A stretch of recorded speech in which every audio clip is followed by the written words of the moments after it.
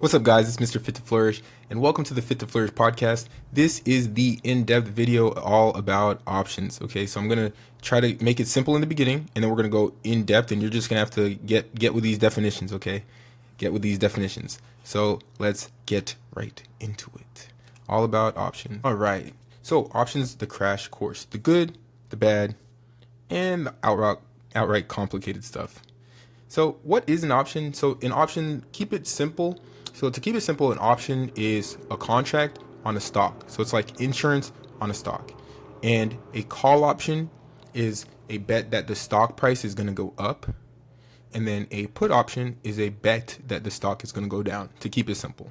But let's get into some more, literal definitions. So it was invented in 1973 with the invention of the CBOE. A contract on a stock is an option, and it's like buying insurance on a car or a house. So it gives you the right to buy or sell a stock at a predetermined future date. Okay, so you don't have to exercise this right unless you want to, and most options are not exercised. Options are derivatives, so they come from the underlying asset, which is a stock. So for instance, you might have car insurance. Well, it's a contract that's derived, or it comes from your Lamborghini. Okay, so the underlying asset would be the Lamborghini. In this case, the insurance is the derivative, and the insurance on the stock is a option, and the stock is the underlying asset. Okay, so the value in an option is in allowing money to be made by betting on the direction of price movement. So call options, we're betting it's going up. Put options, betting that the stock is going down. Keep it simple. All right, how does an option work? So an option uses leverage. So what is leverage? Leverage is using borrowed money to generate a greater return for your money. To keep it simple, again, it's just using a small amount in and getting a lot out. So leverage is a system of putting a little bit in to get a lot out. And the built-in leverage in options allows buyers and sellers to make the same profit for a lower amount of money than they could by trading the actual underlying asset. So for instance, Nvidia currently is trading at $1,000 per share. Options on Nvidia can be as cheap as $500, $400, and even $90. And they have exponential upside. An option contract gives you control over 100 shares to buy at a future date. So whenever you buy a contract, that contract gives you control over 100 shares. So that's the option multiplier. The option multiplier is 100. So when you buy an option and it says 0.13, which is how it will be displayed on your broker, you actually pay $13, which is the premium. So you're paying 13 cents per share that you have control over. So anytime you see a value for a contract, you're going to multiply it by 100 because that's what you're actually going to pay for the entire contract. So it's going to show you on your broker, hey, this contract is 0.13. But in your head, you should know, okay, let me move the decimal point over 2 places.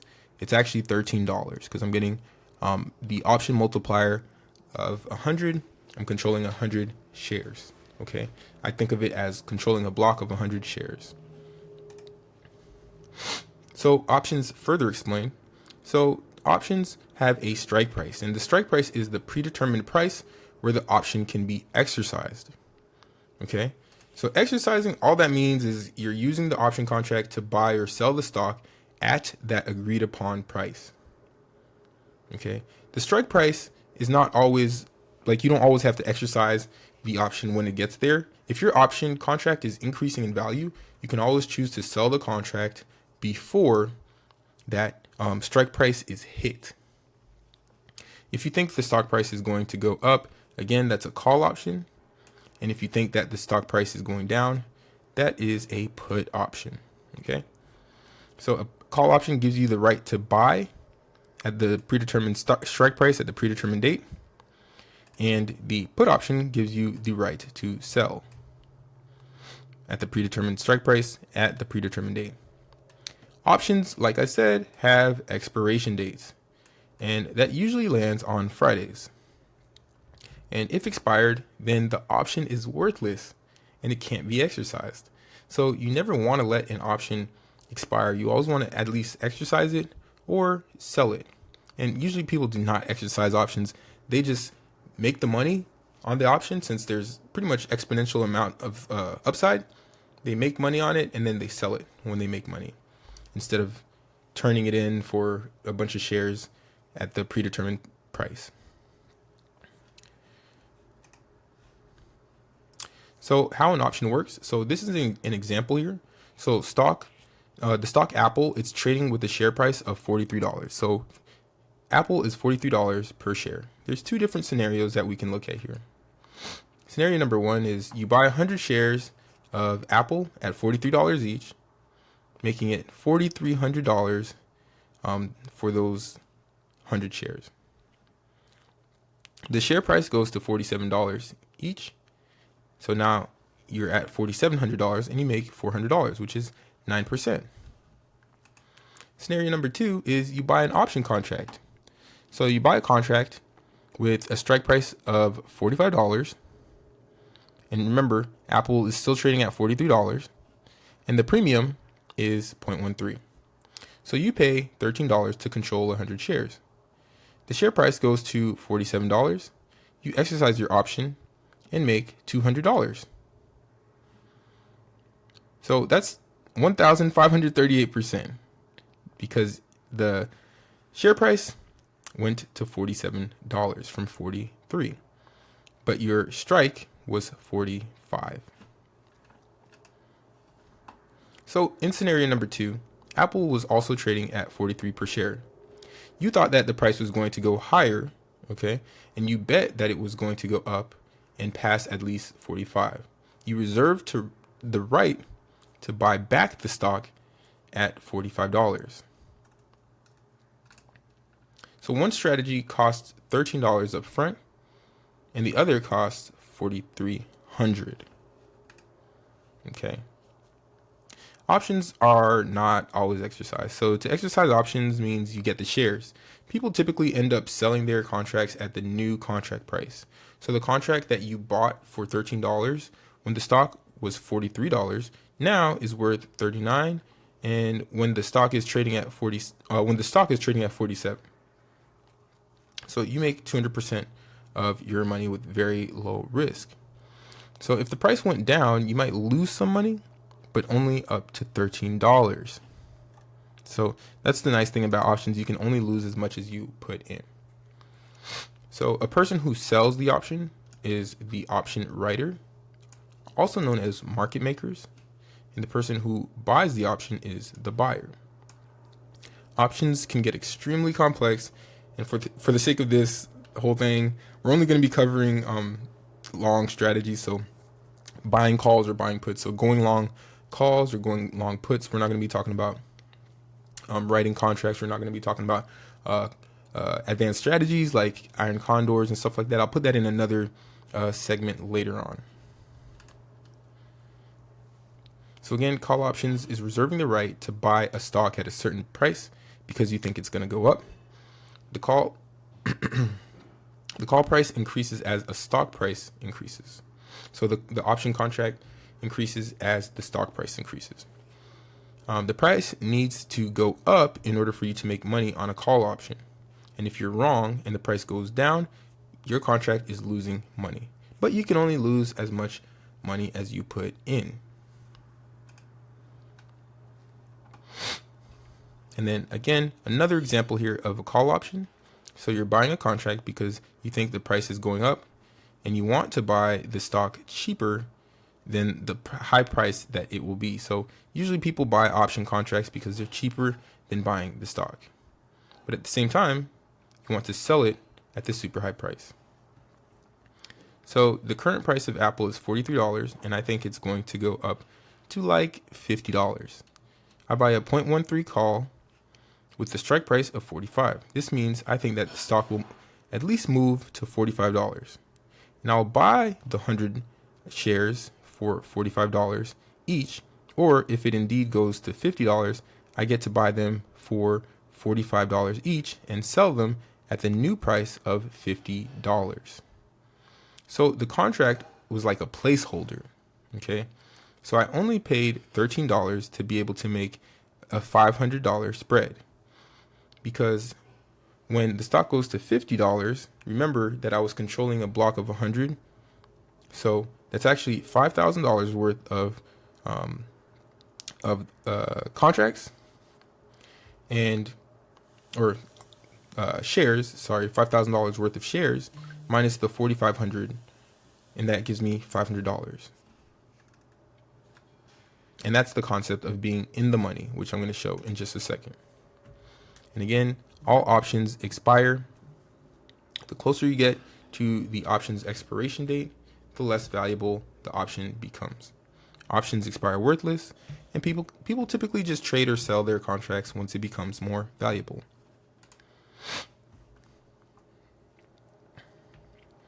And then there's different prices. So this shows you how the different prices of options work. So like we said, Apple is trading at $43.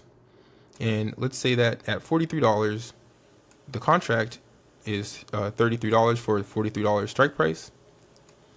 This is the strike price for if the stock was $44. This is the strike $45 strike price, $46 strike price right here, so on and so forth. Okay, and we're looking at calls, buying calls. Now there's different nomenclature that you need to know. So remember, our current price of Apple is $43. This is the current price. This is termed at the money. This is an at the money strike price. In the money means that we've already passed that value. So these contracts are in the money. And then out of the money are prices that we have not yet reached. So the contract we were looking at was the $13 out of the money contract.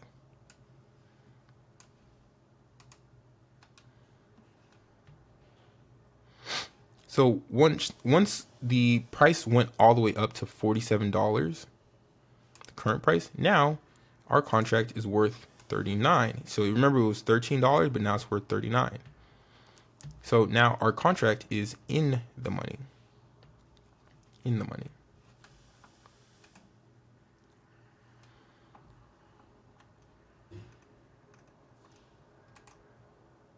Now, talking about put options. So put options are exactly the opposite, like we said. Puts contract prices increase as a stock price is falling. So that means we're bearish about the stock, and we're reserving the right to sell a contract at a certain price because you think that the stock price is going to be falling.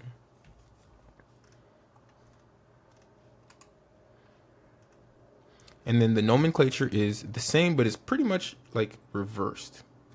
Okay, so if the stock price is going to be going down and we haven't reached that downward directional price, then that is out of the money now. And then in the money is a price that we've already passed on the way down. And then the current price is still at the money, the current option price. And remember, you use options all the time. When you book a hotel with a cancellation fee, if the hotel charges you, that's the price you pay for the option to pay for the room and or go elsewhere. So think about that. And then I have additional examples here that you can take a look at and take a screenshot of. And then here, this kind of talks about how to read an option chain. There's going to be a bid. It's going to show you the volume. There's going to be the last or most recent transaction. And then the expiration dates are usually on there as well. And then it'll tell you, are we buying calls or are we buying puts? And then the strike is going to be on the right. So the actual stock price. And it may look different based on your broker. And then here's another example where it tells you the volume, the bid, the ask, and the strike.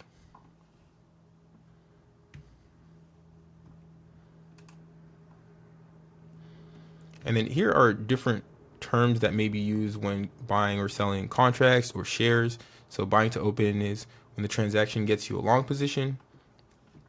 Selling to close is closing an existing long contract position. And then selling to open means like you're writing the contract, and then when you buy to close, you're exiting that written contract or exiting a short position. All right, options Greek. So this is the main thing that people always are confused about. So these are the numbers that go into the formula for calculating options. Okay, so we'll probably make a whole other options video that goes more in depth because this is some heavy stuff, but this is all just the basics. So the first one that we need to know about, and the most important option Greek, is delta. Delta tells you how much the option contract value will increase or decrease with the $1 change in the share price. So when the stock price goes up $1, this is how much that your option contract is going to increase. And it's equal to the percent chance of the option becoming in the money at some point before expiration. So over 0.5 is good. So if it says that the delta is 0.64, then that means that if the stock price changes by $1, then your contract price will increase by $64, which is insane. That's pretty good. That's why people like options. The next Greek that you need to know about, it's not that important. It's gamma. It tells you how fast your delta will change with the $1 increase in the stock. So it's the acceleration of delta, the speed at which the option price changes. Not really that important. Theta is the other big one. So delta and theta are the big ones. Theta is your pay to play. So it tells you how much the value will decrease every day you hold on to that contract. So if the share price was the same and volatility was the same, then theta is telling you, hey, if you hold on to this contract one more day and we get closer to the expiration date of the contract and it says 0.64, then you're losing $64 a day that you hold onto that contract. So you want to look for contracts with smaller thetas, which are typically expiration dates that are further out. And if your expiration date is further out, those options are typically more expensive because you're paying for the time that the stock now has to get to your target number. And then if it expires quicker, then you're going to be paying less. Those contracts are typically less. Vega is how much options value will change with a 1% change to implied volatility. And then one thing that I don't mention here is implied volatility. And pretty much implied volatility is the fluctuation of your stock price. And a rule of thumb is you typically want your IV, your implied volatility, to be less than 50%. If it's over 50%, then you can get big fluctuations in prices. So your option contract might be trading at $100 today, and then tomorrow it'll be at like $20 just because it's so volatile. Okay, so you want to be aware of that. And during earnings, a lot of contracts typically go over 100% implied volatility. And I've seen people have option contracts be worth $1,000 and the next day it's worth $0. So be very careful. All right, and then choosing options. So weekly options, these expire with Friday dates every 7 days. A monthly option is the name of an option on the third Friday of the month. And options, like I said, with further out expiration dates, they're less volatile and they cost more because they're more stable. And those are used for what we call swing trades, when you hold on to a trade for 1 to 2 to 3 more days, or for weeks at a time sometimes. Options that expire sooner are more volatile and they can lose money quicker, but they can provide bigger percent gains faster. They're typically used for day trading. And then here are some examples of expiration dates. So usually it'll look like this, like December 9th is coming up, and then December 16th. So these are Fridays. These land on Fridays.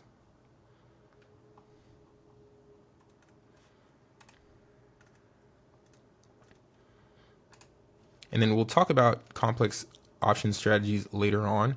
One concept that a lot of people know about when it comes to options are 0 DTE, which are options with 0 days to expiration, which means that you're trading an option contract that will expire the same day. Now these can make you a ton of money, but at the same time, whatever you put in can go to 0 very quickly. So they're super volatile, and their prices fluctuate extremely fast. And it takes a lot of experience to trade on these days, so be very careful. Awesome. So that's everything about options that you need to know for the basics. If you have any questions, drop them in the comments and I'll try to get to them. And there's a ton more. There's like formulas and stuff, but this is really just the basics that you really need to know to be able to get started just trading and paper trading options. So next time we'll be talking about trading strategies. So stay tuned. Thanks for tuning in. You guys have a good one. It's Mr. Fit to Flourish. I'm out. Good morning, welcome to the Fit to Flourish podcast. Let's talk wellness, finance, and growth.